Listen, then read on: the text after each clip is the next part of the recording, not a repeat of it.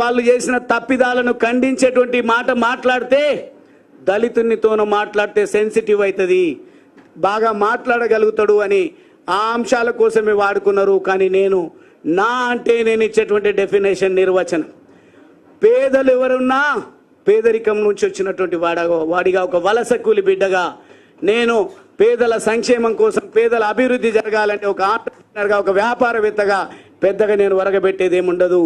కానీ political power is master key అని నమ్మి నేను ఆలోచిస్తున్నటువంటి తరుణంలో టీఆర్ఎస్ పార్టీ ఉన్నది, అదేవిధంగా తెలుగుదేశం పార్టీ ఉన్నది, కాంగ్రెస్ పార్టీ ఉన్నది.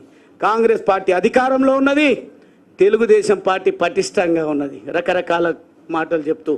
కానీ నాకు కనిపించింది టీఆర్ఎస్ పార్టీ సిద్ధాంతకర్త మహనీయులు ప్రొఫెసర్ జయశంకర్ గారి ఆశయ సాధన, ఈ అంశాలన్నింటినీ కూడా పరిగణలోకి తీసుకున్నప్పుడు వారే టీఆర్ఎస్కి సిద్ధాంతకర్త కాబట్టి, ఆయన ఒక త్యాగధనుడు కాబట్టి ఆ పార్టీలో మనం చేరిపోదామని సొంతంగా నిర్ణయం తీసుకున్న తప్ప కొంతమంది మాట్లాడుతున్నారు గువ్వల బాలరాజ్కు అవకాశం ఇచ్చినామని. గువ్వల బాలరాజ్ అవకాశాలు వెతుక్కొని ప్రజాసేవ కోసం వచ్చాడు. గువ్వల బాలరాజ్ ఎదగడానికి కాదు అనేది ఈరోజు మీ ముందు కూడా స్పష్టం చేస్తా ఉన్నా. ఈరోజు కూడా భారతీయ జనతా పార్టీలో వీరు చేస్తున్నటువంటి ప్రయత్నాలే తప్ప కరుడు గట్టిన బీఆర్ఎస్ కార్యకర్త మేము ఎట్లా అడుగుతామో అని సంకోచంలో అప్పుడప్పుడు ఎక్కడన్నా అన్న వాళ్ళు కలిసినా చేరండి అని కొంత నవ్వుతూ మాట్లాడింది తప్ప సీరియస్గా ప్రయత్నం చేయలేదు. మా లోపల మాత్రం వ్యతిరేకత ఉడుకుతూ ఉంది. అక్కడ ప్రత్యక్షంగా ఉండి చూస్తూ ఉన్నాం బీఆర్ఎస్ పార్టీలో. కానీ చివరికి నేనే అన్ని పార్టీలను స్టడీ చేసినాక నిర్ణయం తీసుకుందామని ఒకానొక సందర్భంలో రామచంద్రరావు అన్న నేను న్యాయవాదిగా కూడా ఒక 2-3 సంవత్సరాలు వృత్తిలో కొనసాగిన. ఆ సందర్భంలో పరిచయం, జేఏసీలో పరిచయం, అదేవిధంగా పార్టీ ప్రతినిధులుగా టీవీ డిబేట్లలో పరిచయం. అన్న ఒక అడ్వకేట్ ప్రొఫెషన్లో ఉంటూ కూడా ప్రత్యక్ష రాజకీయాల్లో ఉన్నారనే ఒక ఇన్స్పిరేషన్తోన వారు ఎక్కడ కనిపించినా వారితో నేను సలహాలు తీసుకోవడము, చర్చించుకోవడం అనేది జరుగుతూ ఉండే. కానీ వారు ప్రయత్నాలు మొదలు పెడుతున్నారు. ఎక్కడికక్కడ ఎవరు పడితే వాళ్ళని తీసుకోవాల్సిన అవసరం లేదు.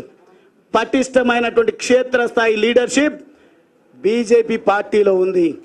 ఎవరైతే దేశం కోసం, జాతి కోసం, పేద అణగారిన వర్గాల కోసం, దేశ రక్షణ కోసం మాట్లాడతారో వాళ్లకు ఆ సోయి ఉంటుందో అటువంటి వాళ్ళనే తీసుకుందామనే ఒక ప్రణాళిక పెద్దలు రామచంద్రరావు గారి నేతృత్వంలో పార్టీ మొత్తం కూడా చేస్తున్న విషయం నాకు తెలిసి నేను నిర్ణయం తీసుకోవడం జరిగింది.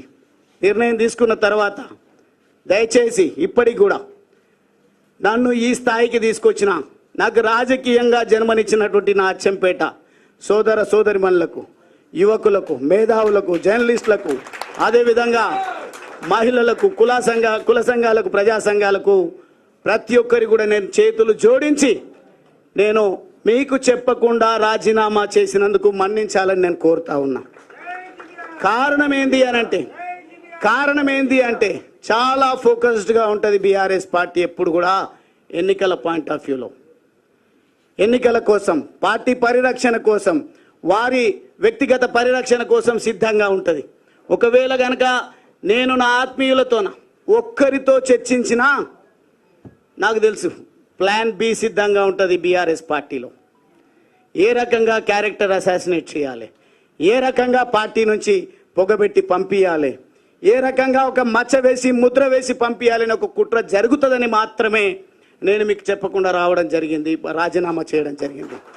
చేరే సందర్భంలో కూడా నిర్ణయం తీసుకున్న తర్వాతనే నా కాంగ్రెస్ వాళ్ళు కూడా అడిగారు, బీజేపీ పార్టీ వాళ్ళు కూడా నా మూమెంట్ చూసిన తర్వాత తమ్ముడు అన్న రండి అని చెప్పేసి అడగడం జరిగింది.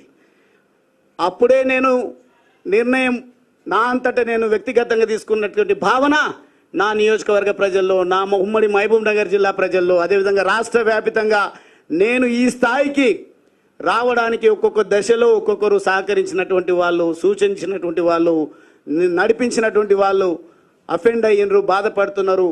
ఇక చేరికనైనా అందరితో చర్చించి తీసుకోవాలనే ఆలోచనతోన రిజిగ్నేషన్ అయిపోయిన తర్వాత నేను అందరితో మాట్లాడడం జరిగింది.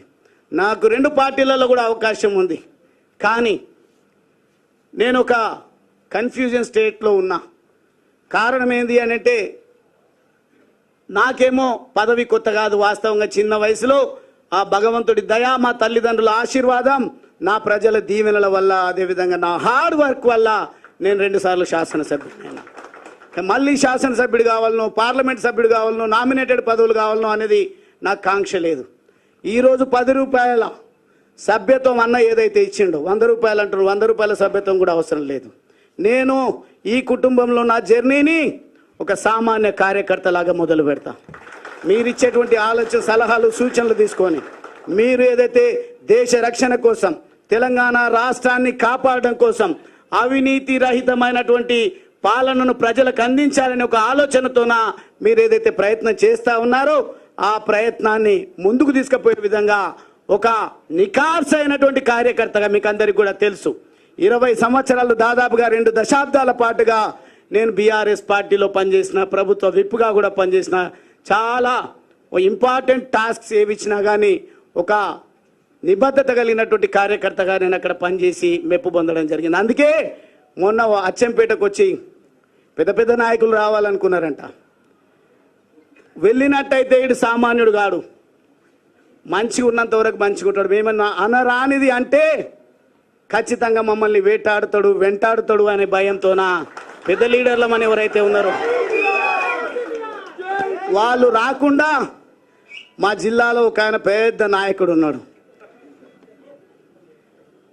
2004లో పోటీ చేస్తే 6,000 ఓట్లు ఏమి వచ్చినాయి. మీకు ఎన్ని వచ్చినాయి? మొదటిసారి ఫోన్ చేస్తే పోటీ చేసే దాకరన్నా 15,000. ఆయన ఒక రకంగా చెప్తే బ్యూరోక్రాట్ పదవిలో ఉన్నారు, చైర్మన్గా ఒక డిపార్ట్మెంట్లో పనిచేసిండ్రు. ఈ జాతీయవాదం నచ్చి అక్కడ కోన్ పూస్తా, కొల్లాపూర్